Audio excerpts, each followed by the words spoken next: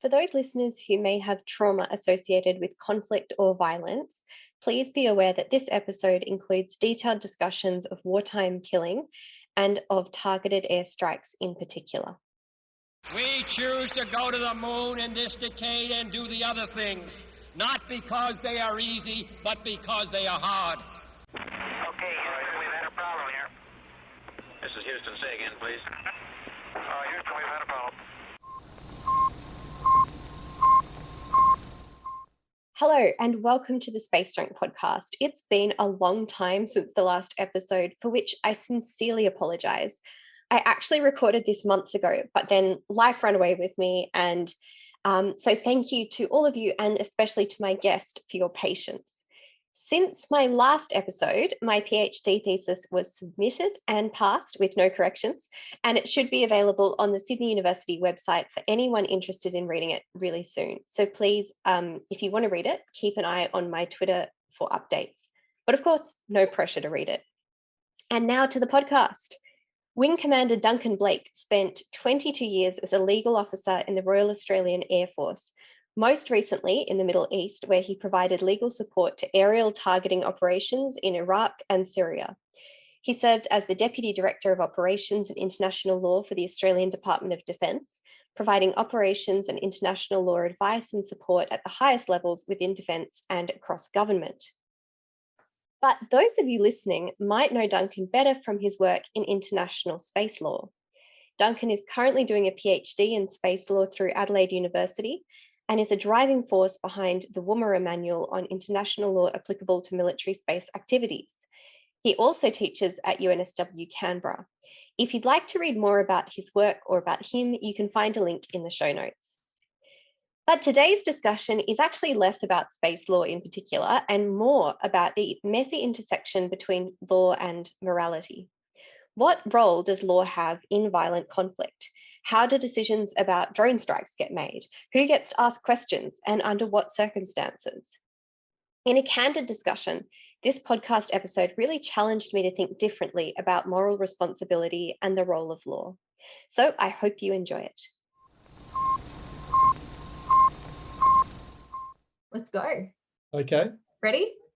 Yep. All right.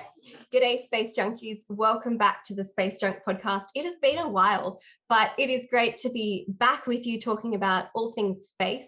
And today I have a fantastic space law person to talk to you, but also we're going to talk a bit about morality and ethics and the place of law within those questions. And my guest today is Duncan Blake. Duncan, how are you? I'm very well. How are you, Annie? I'm actually going really well. So I'm in Sydney, and our lockdown restrictions have lifted a bit, which means that today was my first time going to a cafe in a really long time, and it was delightful. But Duncan, for those of you who don't know you, and I think most Australian listeners and a lot of international listeners will know of you, could you describe in your own words what it is that you do? So currently, I'm a lecturer and researcher at University of New South Wales in Canberra, but I had 22 years as a military lawyer in the Australian Defence Force, the Air Force in particular. I did a lot of what we call operations law, so law of armed conflict, law about killing people and breaking things, if you like. And I continue to do that in a reserve capacity after 22 years as a permanent Air Force legal officer for defence. So I do that part-time when I'm not a lecturer and researcher at UNSW Canberra. I occasionally do that in a commercial capacity as well, but not much of that. So that's mostly what I do.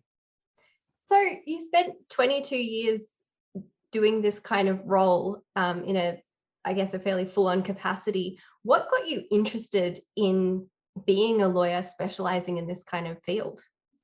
Yeah. Well, first of all, what got me interested in being a lawyer? One account is that growing up, I argued a lot with my parents, and my parents told me, if I was going to keep arguing so much, then I ought to be a lawyer. And I checked it out and it seemed like a good thing to me. So I decided to do a law degree. But I did my law degree at University of Western Australia, which tends to have somewhat of a commercial focus. A lot of people from the University of Western Australia have gone into commercial areas of law. That really didn't appeal to me. And at the time, there was conflict. There was the first Gulf War, if you want to call it the first Gulf War. There was strife in the former Yugoslavia. And there were some really interesting things being said and happening in that context, including, for example, I think it was a Dutch battalion who reported that due to their rules of engagement, they couldn't intervene when women and children were being abused because their rules of engagement didn't allow that. And I thought, well, that doesn't sound right. This rules of engagement thing sounds really interesting. And I had an uncle who was pretty high up. He was, in fact, the Chief of Defence Force for a period. And so I learnt about the opportunity to do what was called the undergraduate scheme, which is where they pay you to study. And so I got into the undergraduate scheme, and I thought it was a fantastic thing. It suits me a lot doing law in this context. It's a really interesting context in which to practice law. So for those listeners who are not familiar, and I count myself among them, with how this kind of thing works, what is the role of a lawyer when you're in a conflict? So, I mean, basically, military lawyers, there are said to be three core things that we do, or areas of law in which we practice. One is discipline law, so it's criminal law in a military context, if you like. And that's important for operations. There's administrative law, which is procedural fairness, essentially, making sure that if you're going to decide on postings and promotions and courses for people in the military, that you do so on a fair basis.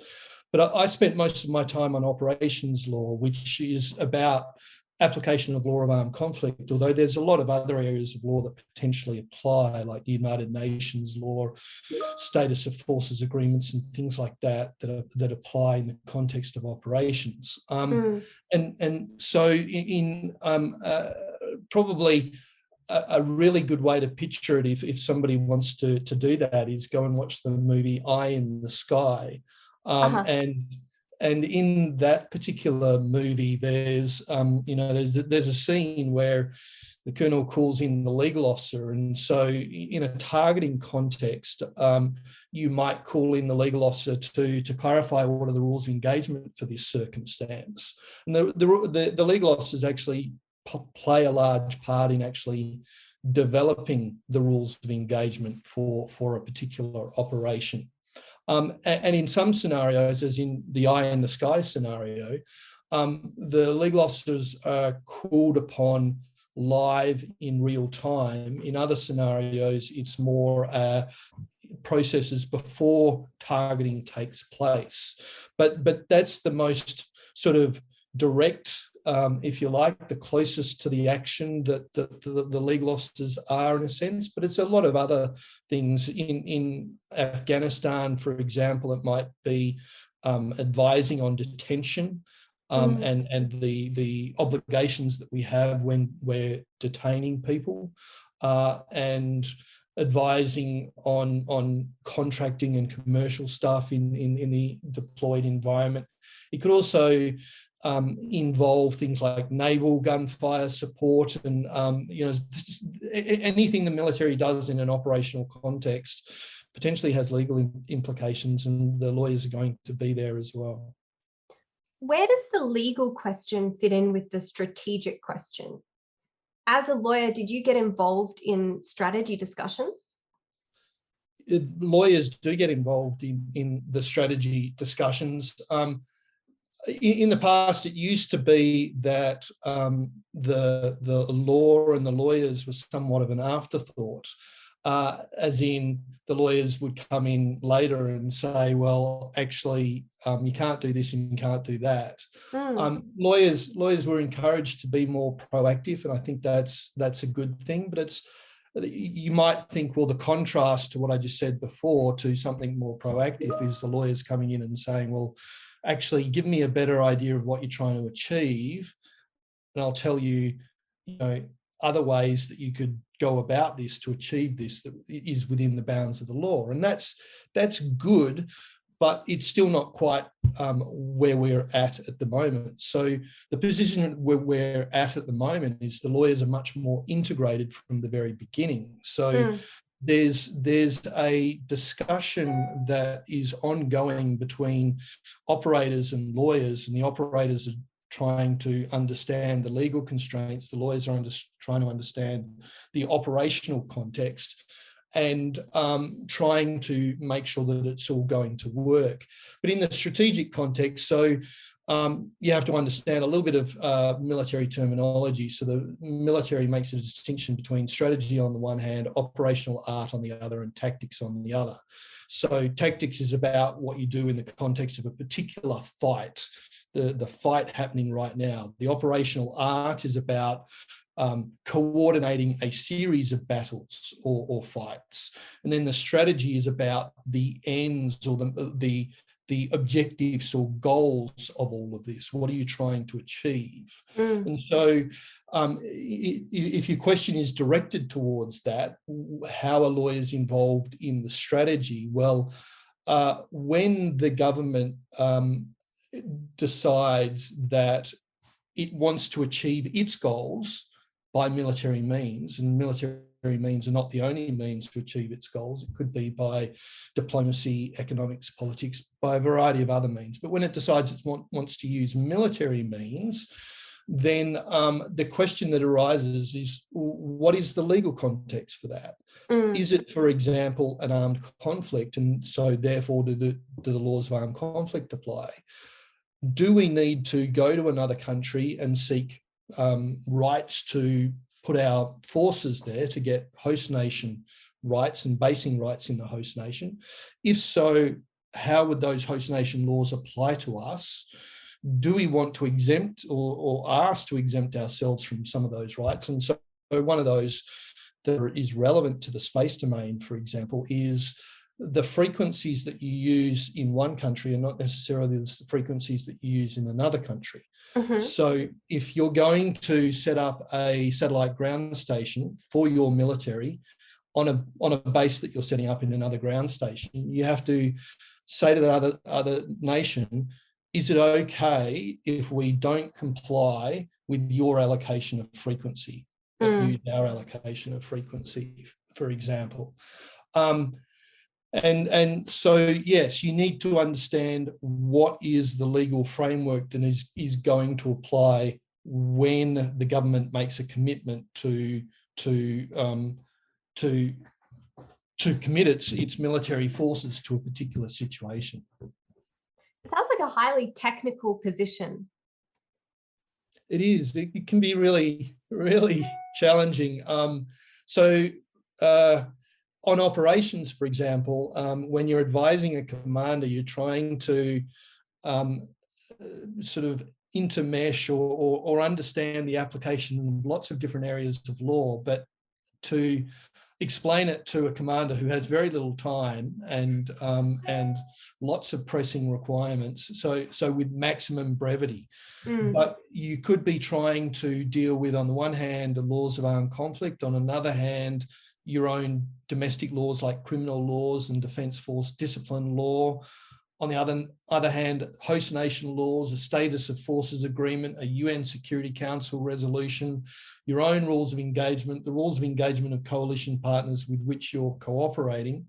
And you're trying to think, well, how do those all relate to this particular scenario? And then to give a commander, a relatively simple response. I mean, their ideal would be yes or no. Right. That's not always possible, but we aim for maximum brevity. So I want to dig into this article that you wrote a few years ago, which I think, full disclosure to any listeners, I think it's exceptional. I've read it many times over the years. I read it while I was writing my thesis. I've read it more recently. Every time I read it, I get something else out of it. So at the end of this podcast, please go away and read it, or pause it now and read it if you want to follow along with us and know what we're talking about. My listeners know by now that I do not talk down to them. I expect them to do their readings before coming to class.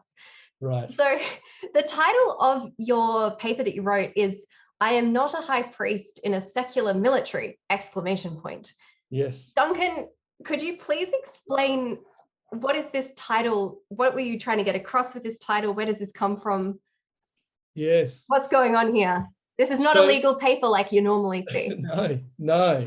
So the first time I made that remark, I didn't think as deeply about it as I did when I subsequently wrote the paper. But when I first made the remark, it was on the margins of a conference which a Canadian policy advisor was there, and he was talking about the role of lawyers in the military context, and the tendency sometimes for commanders to put too much emphasis on what the lawyer says, and sometimes it's used as an excuse. So I disagree with the approach that Secretary Donald Rumsfeld took in respect of why he refused a strike against Mullah Omar, I think it was, in Afghanistan in sometime in the 2010s. I can't remember exactly when, but his response was, the lawyers told me no, so I didn't. Whereas he could have embraced the reasons why the lawyers told him no. The reasons why the lawyers told him no was because of a proportionality assessment. There is a significant risk that we're going to kill a lot of civilians if we strike him at this time in this circumstance. So he could have embraced that, but instead he decided that the way he was going to tackle it is to say the lawyers said no. So, sometimes the lawyers can be treated as though they are the arbiters of what is right and wrong. And I think that's not appropriate. I would say that I am not a high priest in a secular military. The military is secular. It was also a response to an experience that I had myself. So in 2003, we deployed to the Middle East.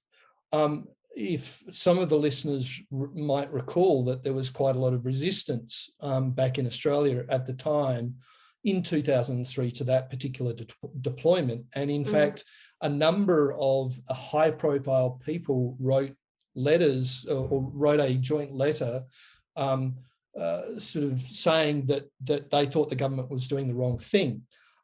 One of the people who signed that letter was actually my uncle that I mentioned previously, a former chief of Defence Force, who said he thinks we're doing the wrong thing deploying to the Middle East to force Saddam Hussein's regime out of Iraq.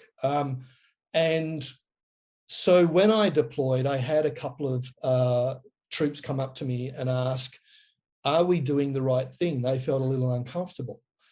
And my response was probably less eloquent than the way in which I wrote it in the paper, but something along the lines of, well, I'm a lawyer. You don't need to ask me about whether something is right or wrong. I can tell you about what the law is. I can't tell you about whether it is right or wrong, which again is to say, don't put me in the position of being the high priest of a secular military.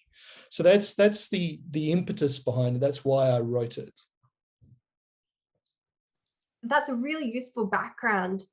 And you talk in it about this idea, the question, right? If the lawyer is not responsible for determining right or wrong, which the lawyer can't be responsible for, because from a technical standpoint, as you say, you can say this is legal or this is not legal, potentially, and you can have reasons underpinning that and weigh them up. But the moral question of, is this morally right? Is this morally wrong? Or in some broader ethical view, or however you want to frame it, is not a technical question. necessarily. And you write in this paper about how you felt there was a desire for this sense of absolution when you Yeah. were working on this. I'd like to dig more into it. So I'm wondering if you could just give us an example of the sort of, and feel free to, I know you can't give details, but feel free to make something up, some sort of conglomeration of the whole thing. But Yes. but what was the situation that you were being asked for this kind of sense of absolution when making these legal decisions? One scenario that I talk about in my paper. So when I was deployed in 2009, I was at the headquarters that we have that we had at the time in the Middle East, and there was a daily briefing in the morning. There's always a daily briefing. The daily briefing goes on over a lot of matters, including the intelligence officer getting up and talking about the intelligence from the last 24 hours. And the intelligence officer got up and he said, there are indications that the Taliban have learnt our rules of engagement, or have deducted our rules of engagement, because they've started using child soldiers. And I thought that was a kind of an odd thing to say, but I left it at first, and then I came back to it later, and I pointed out, well, the fact that they're using child soldiers, I don't see why that means that they've deduced our rules of engagement, because our rules of engagement don't prevent us, and nor does the law prevent us, from shooting back against children. There is nothing in any laws of armed conflict that say you can't shoot and kill children, which is a shocking thing to hear out loud, I know. And when I said that, the J3 is a sort of military term for the person responsible for current operations, turned to me, and I think in jest, said, "You are the most evil legal officer I know." Of course, I pointed out, well, look, I'm just saying what the law is. I'm not saying whether we should shoot child soldiers. But the point is that sometimes in the context of military operations, there are things that are pretty morally discomforting in what you do.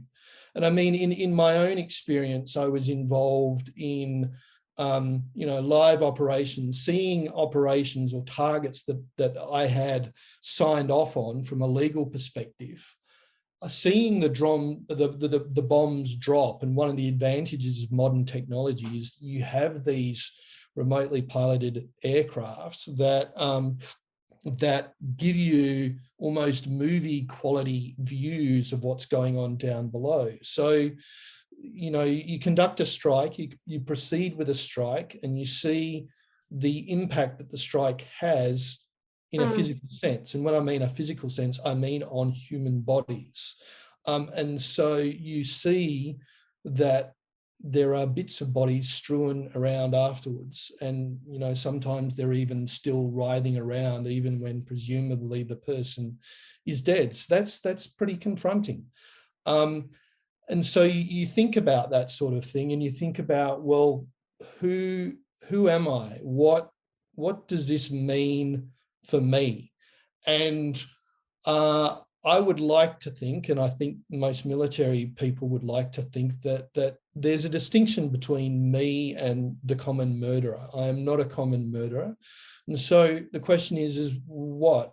How am I different? What distinguishes me from the common murderer? And I would say that in large part, it's a commitment to the rule of law and things like the law of armed conflict.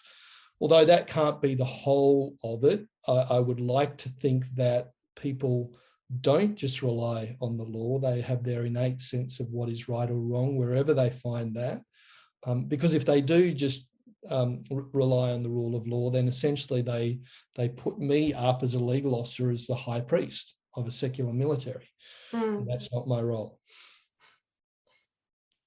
Thank you for sharing that. I remember I was in Canberra at a conference a few years ago that was held at ADFA, and there was footage shown of a drone strike. Maybe it was even you giving the lecture, I don't remember. Someone was talking, and there was footage shown on the big screen of, okay, so let me talk you through what happens, and here's Right. how it goes down, and now you can see that we're approaching, and this is, and like someone was pointing out the the people standing around, and I think remembering back, the scenario was that there was going to be some sort of what's the word, execution event happening in a main square, Right. and they were trying to kind of prevent this happening by targeting various key people before this occurred. But for someone who is not in the military, who doesn't come across this, there was something incredibly disturbing about it, because you're watching real people in, it wasn't real time, but you can imagine that it would have been in real time, as you say, being killed. When you went through this process, you describe in the paper how there would be a discussion about, okay, so these are the potential targets we have, and there'd be the intelligence officer who would provide their report about, this is the reasoning we think that this person should or could be a good target, and then you would provide your sense on, well, is it a legal move to do so or not? Was there anyone else who had any input into that discussion? There is a large and complex process. I think I describe in the paper how it's somewhat bureaucratized, and there's a danger in a large, complex, bureaucratized process that people who might think of themselves as relatively small cogs in that particular process see it as a box ticking exercise, and so an example might be, and regardless of any comment about the extent to which this is true or not true, or actually did happen or whatever, it might be that the chain of command says, well, we need more targets. We need to prosecute this war quickly, efficiently, effectively. It works out better for everyone if we do that. So there's pressure on the process to produce more targets. And that means people who are involved in controlling intelligence sensors, like a remotely piloted aircraft, which is used for intelligence, surveillance, reconnaissance, not just in support of a strike, but before the event, and a variety of other sensors. And they need to, maybe as a matter of the bureaucratic process, get 3 ticks in the box that say this source plus this source plus this source all indicate that this person is Taliban, right? So there is a danger that a person who does that simply ticks the 3 boxes without any thought about, do those 3 things actually indicate that the person is a Taliban, or is it just that I have got 3 sources? I've ticked the box. Yes, there are 3 sources, and so I guess I will say that there was more than one occasion. I won't say lots of occasions, but more than one occasion where, as a legal officer, I was frustrated in reviewing the material and thinking, you could have put more thought into this. Yes, you've ticked all the boxes, but it would be great if you'd put a bit more thought into this.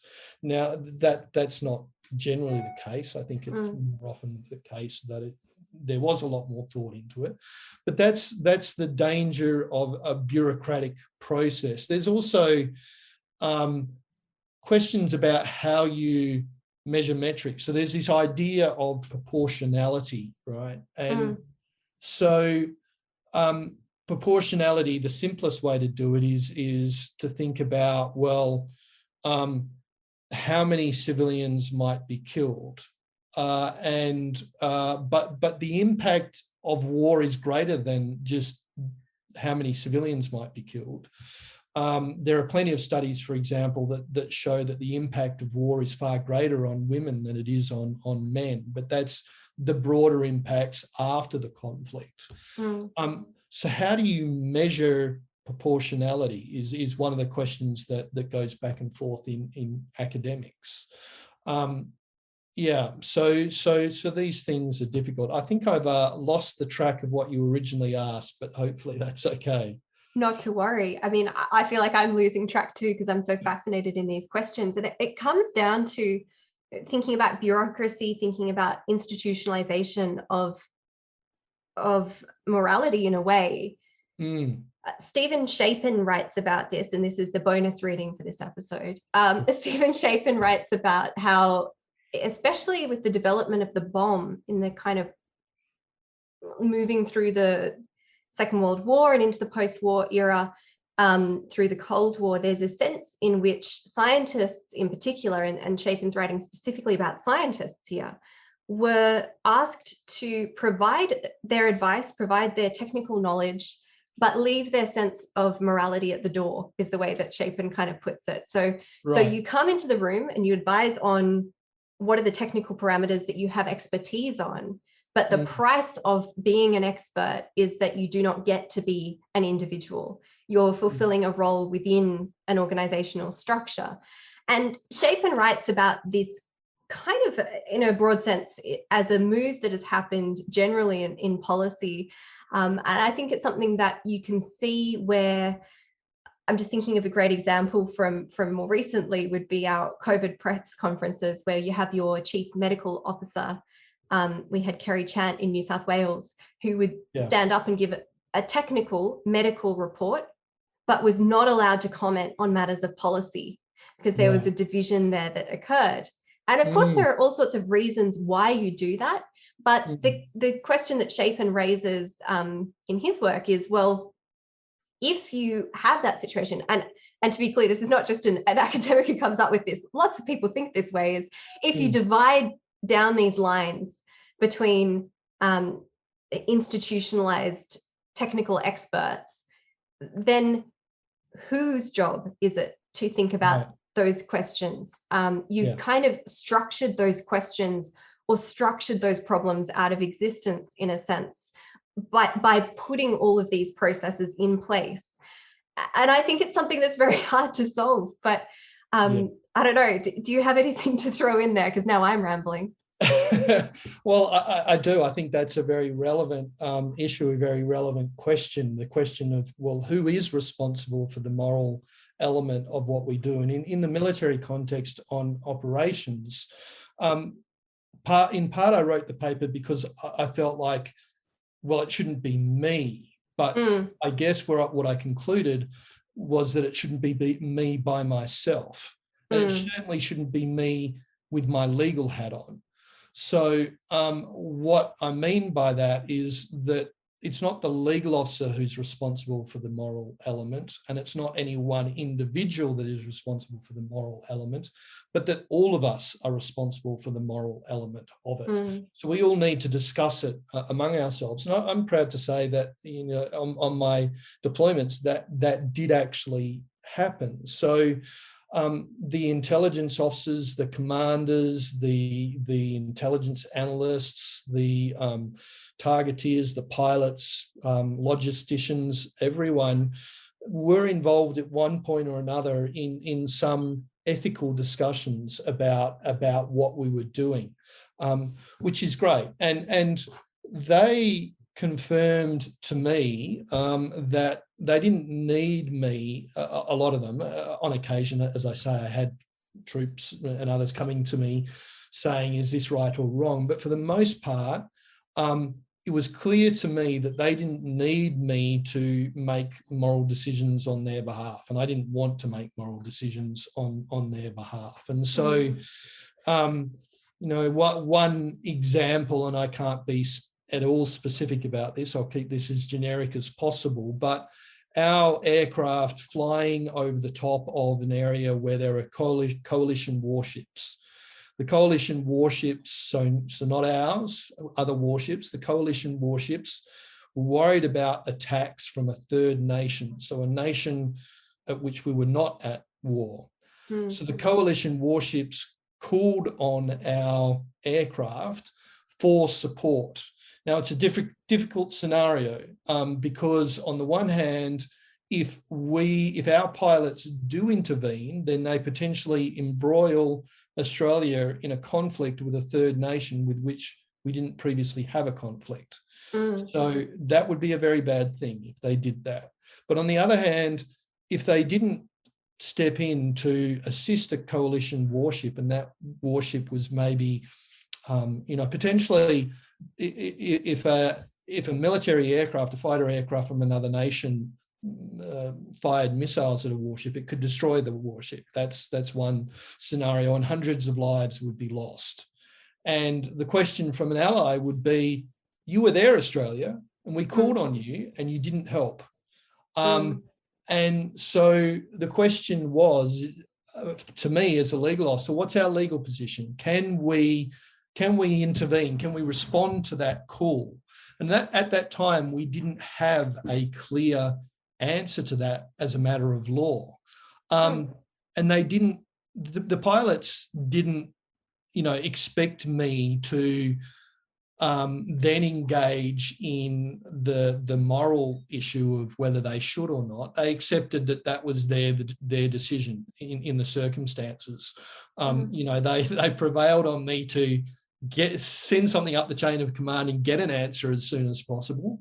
But until then, it was something they had to take on their shoulders. And so those are the sorts of things that on occasion have to be discussed among people, and I think a shared sense of what is the morally responsible thing to do or not do.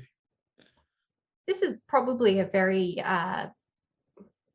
uninformed question, but to what extent is it possible for a pilot, say in that situation, to decide, I don't think this is a moral thing to do, and to refuse to fly if they've ordered to do so? Right, so that is a tricky situation, and I do talk a little bit about that in the paper as well.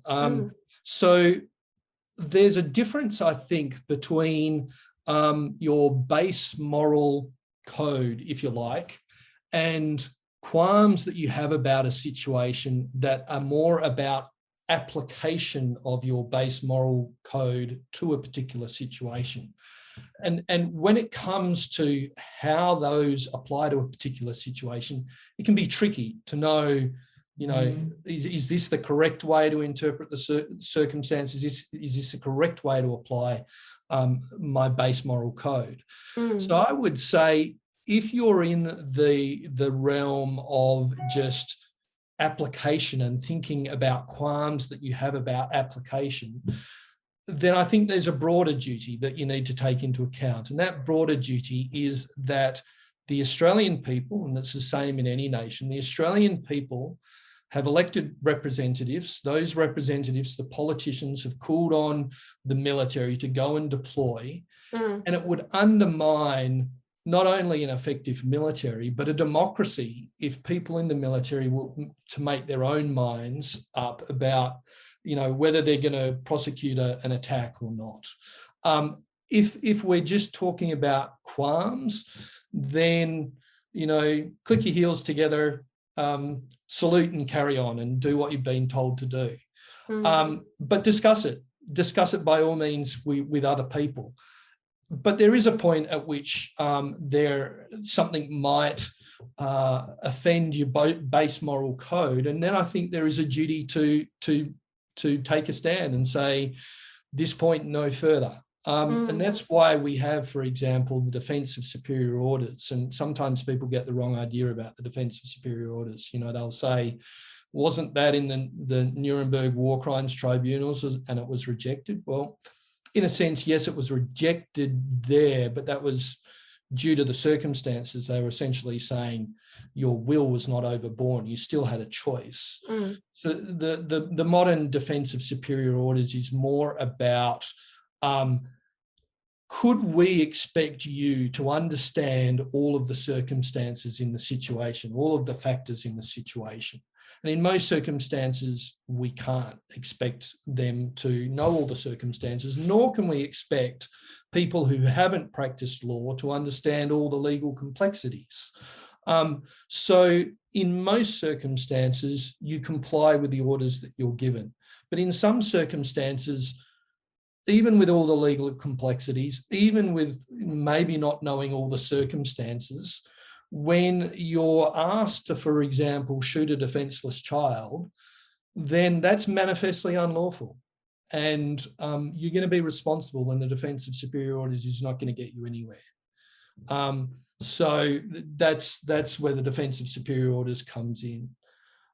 Again, I think I may have digressed, but well, I don't think you've digressed at all here, because what we're getting at here is maybe that there's a sense of, I don't, feel free to tell me I'm wrong here, but in some ways, if I was in this position of being one of these pilots, there's almost an incentive to maintain some ignorance and not think about things too hard. And I wonder, within the situations that you're describing here, whether in some senses the structures are such that nobody can really think about these questions individually, and collectively it is difficult when you're a cog in a machine to know what the full machine is doing. And in some ways it's in the interests of the machine that the cogs, do their bit. So then I suppose it falls to those at the top who have that oversight to think about those decisions, and that includes the political side of it too. But do you think that's a fair assessment? Yeah, sorry, I sort of missed something there. Could you well, I suppose what I'm trying to get at is there's the question of is, and there's the question of ought, and the two are very different. But if we think about just the is, then maybe it is the case that it is difficult for individuals who are unaware of circumstances, right, to actually engage on moral questions. And in some ways, as an individual, you might think, well, maybe it's futile to try. And therefore, what is the case is that moral responsibility, or the responsibility for thinking about it, falls to the people at the very top, who would have that ability to do so. But perhaps by virtue of their technical roles, I mean, a role to advise just on the legal matters, or just on intelligence, or just on strategy, or just on tactics, perhaps because it's divided up in that way, the question does get avoided, in a sense. And maybe then it is the political class who have that obligation.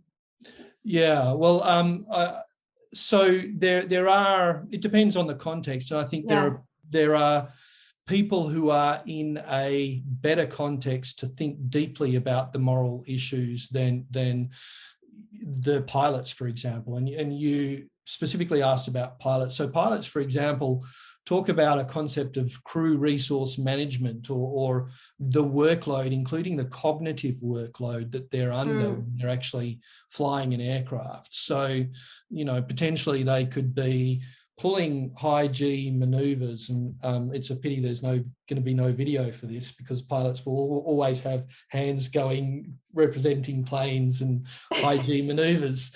But when they're pulling high G maneuvers, thinking about their next move after that, thinking about surface-to-air missiles and making sure they're not going to be hit by surface-to-air missiles, thinking about where their wingman is, thinking about how to get the right profile to release a weapon so that it's going to hit the target correctly, thinking about their rules of engagement. There's not a lot of cognitive space to think about, the moral, to think deeply about the moral and ethical issues. But I think that the military does need to encourage people and to facilitate critical thinking, critical moral and ethical thinking, and not only facilitate that in individuals, provide contexts in which that can happen as well.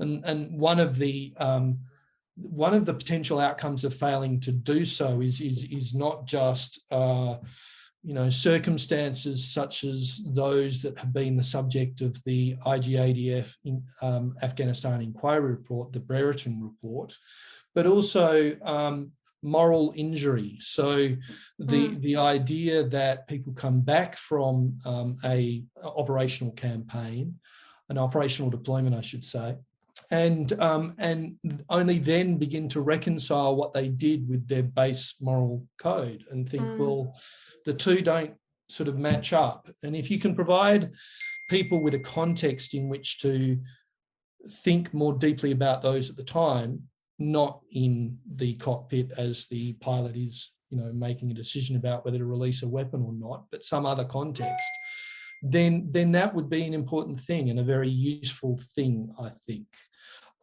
But in the absence, well, not just in the absence of that, I think you're right. I think that the people at the highest levels do tend to have a better context to think about that sort of thing, that they're not under the same time pressures. They have more of an overview, if you like. But on the other hand, maybe being close to the circumstances and it being very raw and immediate is also important as well. So I guess what I would say is it depends on the context. A classic legal response. Yes. You've done us proud, Duncan. Yes. Well, we should probably finish up soon. So I think there's something in there about the way that we instrumentalize individuals, and there is a cost to that, because when the individual finishes being used as an instrument, they return to being an individual. And maybe that's a way of thinking about it as well. But certainly, I mean, I'm a big proponent of thinking about all of these issues, and in the space sector as well, to go on maybe a final digression. Yes. There are so many people who go into the space sector thinking that it will be one thing, and discovering that maybe they're working on dual use, or maybe they're working on military applicable technology, or maybe they're just working on military technology. And there's value to thinking through these things before you're at the point of, as you say, being in the middle of a high G maneuver. Right, exactly. Yeah. So thinking about this, about our podcast before we actually did it, I was there is something from the International Committee of the Red Cross. They do a commentary on Additional Protocol 1, the Geneva Conventions generally. And there's a bit in there that is very relevant to the space arms race. And I just wanted to read you this extract. It'll take a minute or so. But essentially it says, all predictions agree that if man does not master technology but allows it to master him, he will be destroyed by technology. Forgive the gendered language. I think that's the end of it. But it goes on to say, now, is it not the uncontrolled rate of technological development for its own sake, much more than the real needs of security, which is primarily responsible for the escalation of the arms race? Technological progress necessarily implies a certain fait accompli, which opens the way for new military applications, even when the research was originally oriented towards peaceful ends. Thus, new weapons discovered inadvertently in this way have been adopted for the sole reason that they exist, or because of a fear that others will develop them. Only governments are in a position to watch constantly, as they should each in its own country, the outcome of such technical progress. They may then identify those factors which contribute to escalation and ask themselves how such escalation can take place despite external constraints and notwithstanding the fact that it paralyzes the efforts of those who seek greater wisdom and humanity. So that was written in 1987, and it's about an obligation to do legal reviews of new weapons, means and methods of warfare. But I think it's indicative of the fact that if you're involved in any sort of industry where there might be dual use, I think there is a moral responsibility to consider how these things could be used and not just be swept up in technological progress and think, well, I can't control that. It's out of my hands. No, I think that people ought to talk with one another at the very least and find a context in which they can say, this is not right. This is not appropriate. Indeed, I'm not a high priest in a secular military. Duncan, this has been great. I'm going to finish up. Thank you so much. It's been such a great discussion. I've really enjoyed it, actually. And I'm going to go and read your paper yet again and find new things in it again. I really recommend to listeners to go and read it. I'll link it in the show notes. It's not a long read, but it's a very worthwhile read. And I think it's important that, as you say, that as individuals, we recognize our humanity and we think about these things. And even though, someone like me, I'm not directly involved and I haven't been called upon to do the sorts of things that people in the armed forces are called upon to do. And I don't like to, I can only imagine. So I think it's really important that we all think about it and have some empathy and consider it as part of our shared humanity and recognition that we all live within a state that has these sorts of functions to it. Absolutely. Duncan, is there anything you wanted to say? Where can people look you up? Any further thoughts and before we finish? So I'm working on my own PhD, and I know that you've recently submitted your thesis. Well done, congratulations. So I'm sometime behind you. I'm hoping to submit in June, and then I will be more active than I have been. I look out as well for the Woomera Manual. It's a project that I've been heavily involved in. So the Woomera Manual on international law applicable to military space activities. That we expect that will be published probably in 2023, and it will be pretty important. Probably not until middle of next year. I'm not likely to be very active until the middle of next year. All right, you've heard it here. Bother Duncan after June next year, and maybe give it a couple of extra months, just speaking from experience. Yes. I was convinced that I'd have it in a good 10 months before it actually went in. So we'll see. But no, this has been absolutely wonderful. Thank you for making time. And I hope you have a lovely afternoon. You too. You too. See you later. You've been listening to Space Junk. As always, you can follow me on Annie Handmer on all the socials.